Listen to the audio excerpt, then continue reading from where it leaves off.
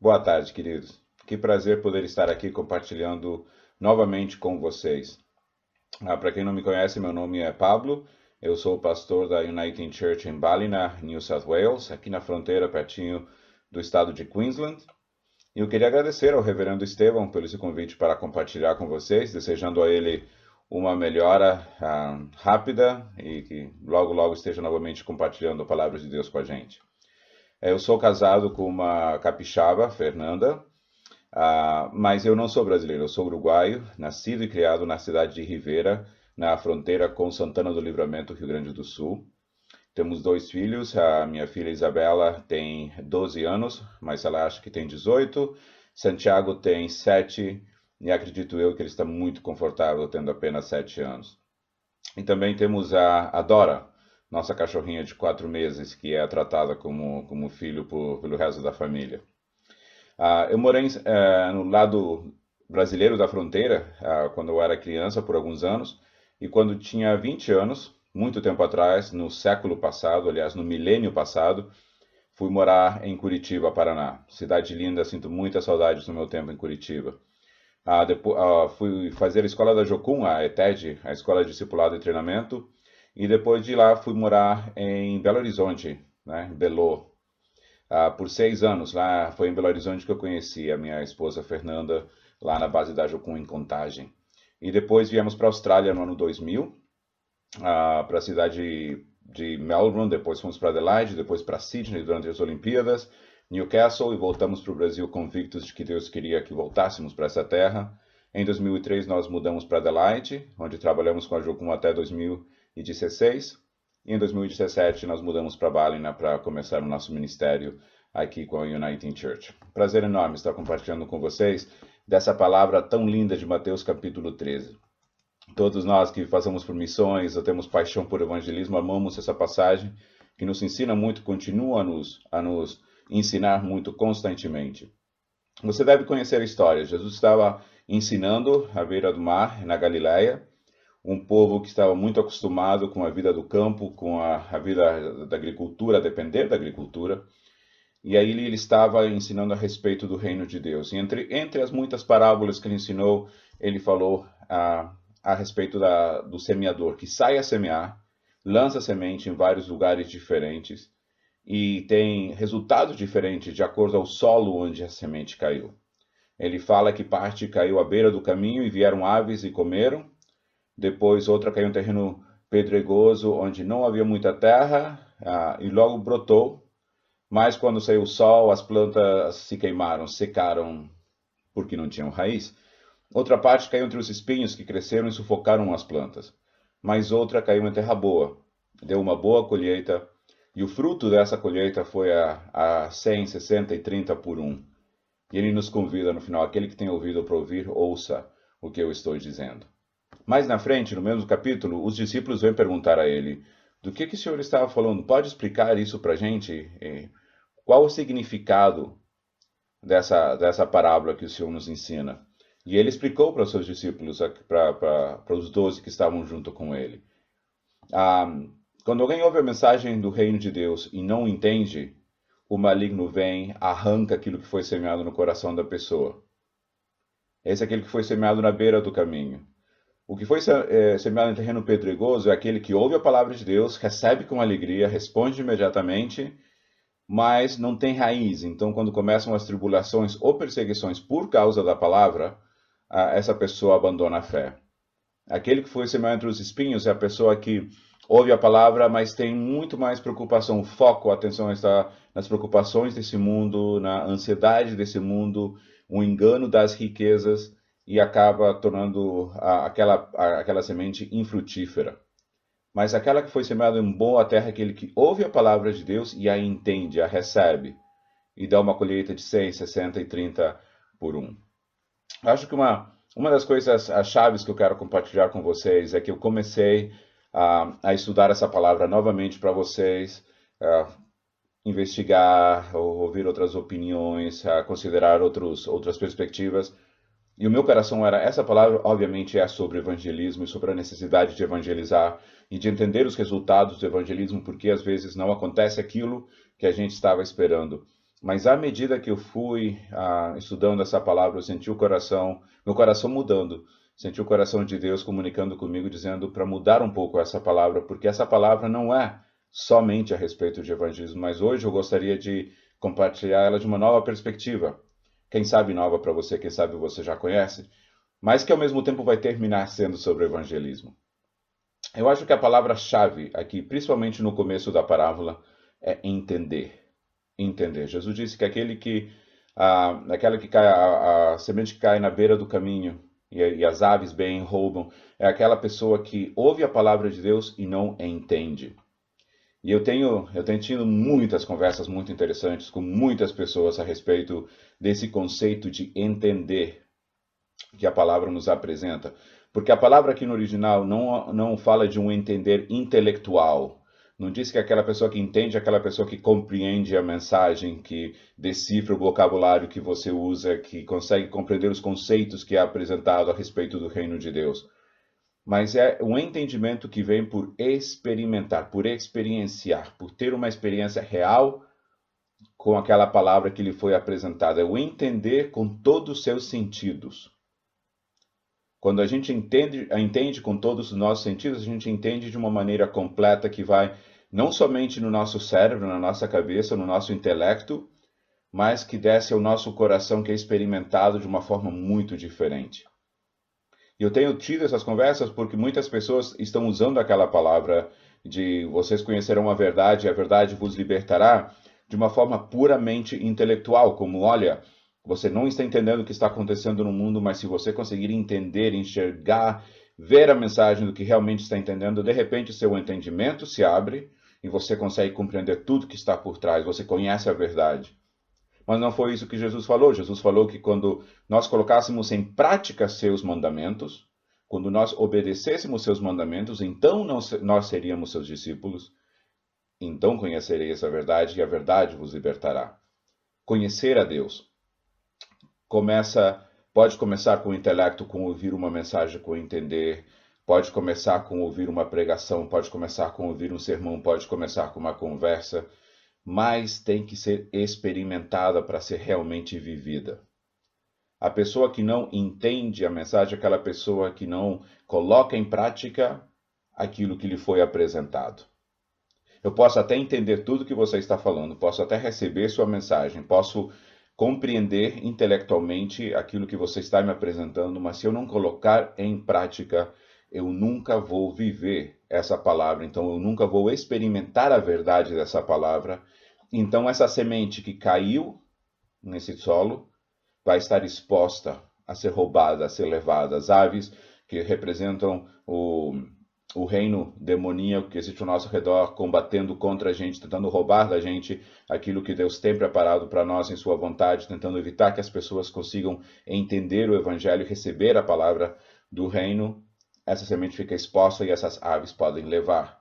Mas se eu enterro essa palavra no meu coração, quando eu começo a praticar essa palavra, então eu estou protegendo essa semente, protegendo essa palavra que Deus nos deu. A chave para nós, meus queridos, que queremos ter frutos, que queremos que a nossa vida seja um terreno fértil, onde a palavra de Deus caia e seja recebida, é ter uma disposição de coração a colocar em prática aquilo que Deus está nos falando, a começar a viver tudo aquilo que nós sabemos. Não é essa a acusação mais comum que nós ouvimos a respeito dos cristãos? Por que as pessoas rejeitam a mensagem da igreja? Muitas vezes as pessoas que estão rejeitando a nossa pregação não estão rejeitando a palavra de Deus, mas estão rejeitando a expressão da igreja que eles veem ao seu redor.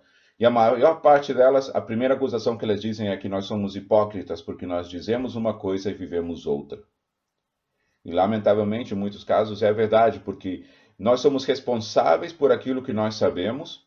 No meu entendimento, santidade, viver em santidade é você viver na luz daquilo que você recebeu. E por não colocar em prática, acabamos esquecendo daquilo. É como quando eu era adolescente e escutava a palavra sobre missões, e meu coração ficava cheio do fogo, eu queria sair, eu queria alcançar pessoas, eu entendia aquela necessidade que esse nosso mundo tem de receber a palavra de Deus, chorava no final das pregações, ia à frente para receber oração, mas quando saía de lá não colocava em prática aquilo que eu estava vendo, porque no meu coração missões era aquilo que ia acontecer um dia, quem sabe, quando eu respondesse, quando eu fosse para outra nação, para outro lugar. E esqueci de colocar na prática do dia a dia o amor que Deus tem pelos perdidos, e tinha perdidos ao meu redor, em todo lugar, na minha casa, nos meus amigos, nos meus estudos, ao meu redor tinha muita gente que precisava ouvir a palavra de Deus. Então aquela palavra que me fazia chorar, que me fazia responder, começava a morrer aos poucos no meu coração, e depois, anos depois, quando eu via outra palavra a respeito de missões, lá começava todo aquele processo de novo. Mas depois que eu respondi ao chamado, que eu fui a missões, que eu larguei tudo para trás, quando eu ouvi essas palavras a respeito de missões, meu coração vibrava de uma maneira diferente. Não por sentir a culpa ou por sentir vergonha por não estar fazendo, mas apaixonadamente dizendo sim a Deus, eu quero mais disso, eu quero ir mais profundo, eu quero conhecer mais. Eu sei que tem mais aqui para mim, então me dê mais disso. Eu quero ser mais apaixonado pelos perdidos, eu quero ser mais comprometido com o teu reino. Quando você responde à palavra de Deus, você descobre que existem mais coisas para aprender, mais verdades para viver, mais coisas para ser colocadas em práticas, mais perguntas que vão te levar a uma nova revelação de Deus. Mas quando você só ouve e deixa essa palavra exposta sem ser vivida, é aí que ela é roubada.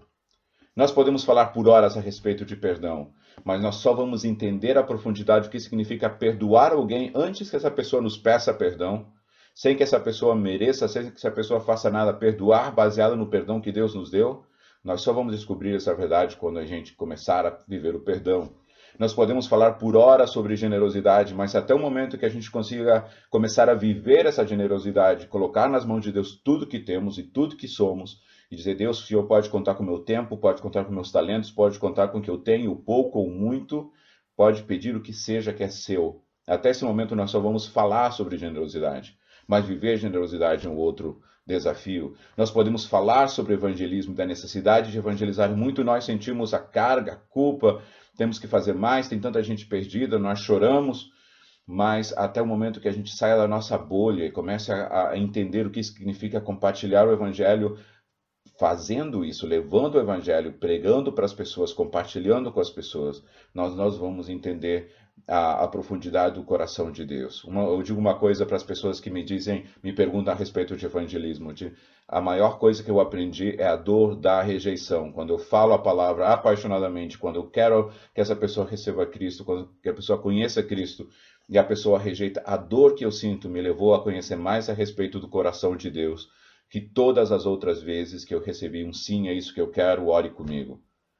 Porque eu entendi que o nosso coração, naquele momento, entende o que está acontecendo no coração de Deus quando Deus é rejeitado. Então, meus queridos, o desafio que nós temos é ser terra fértil, é trazer fruto para o reino. É ter certeza que essas sementes estão caindo num coração que está disposto a colocar em prática essa palavra imediatamente.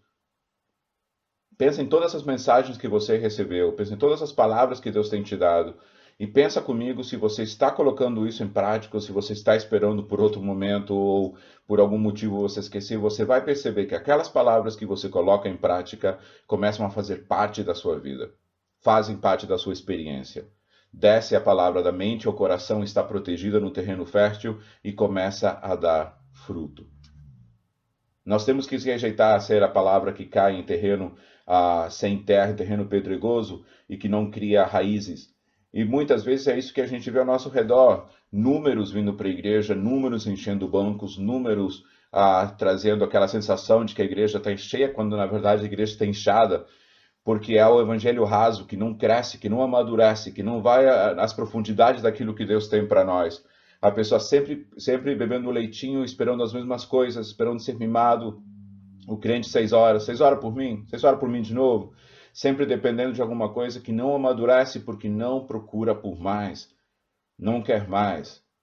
Então, quando vem as dificuldades, quando vem os problemas, essa pessoa larga o evangelho, larga aquele compromisso que a gente achava que ele tinha. E por que isso? Porque o mundo vai responder de forma radicalmente contrária a nós vivermos o evangelho. O mundo não está preparado para os filhos de Deus que venham viver o evangelho. Então sempre vai haver uma luta contrária, sempre vai haver uma resposta negativa, sempre vai haver alguma coisa te puxando para trás. E são essas tribulações que vêm testar no nosso coração qual profunda está a palavra de Deus em cada um de nós.